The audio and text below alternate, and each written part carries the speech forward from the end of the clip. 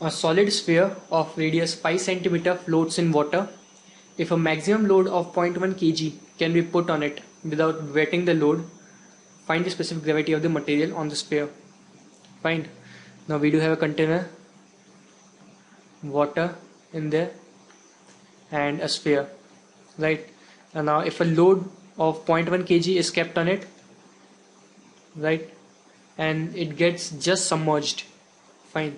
So at equilibrium condition I can write mg, that is due to 0.1 kg, mg of the sphere, and net buoyant force that is acting on it.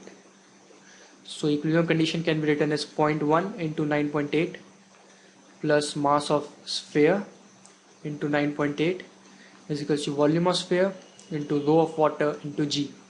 Okay, now just substitute the values. I have 0.98 plus mass of sphere can be written as volume of sphere into rho of sphere into 9.8 is equals to volume of sphere into rho of water into 9.8. So 9.8 gets cancelled from each side. So I can write 0.1 into 0.1 plus volume of sphere plus rho of sphere is equals to volume of sphere into rho of water.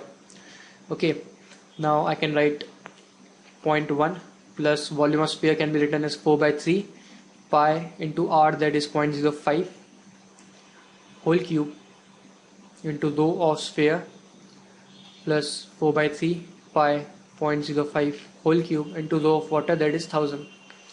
Okay, now solve this equation. You will get the value of rho of sphere as 800 kg per meter cube. Now we have to calculate the specific gravity of the material. So specific gravity of the material will be rho of Sp by rho of water, that is given by 800 by 1000, that is 0.8. That is the answer.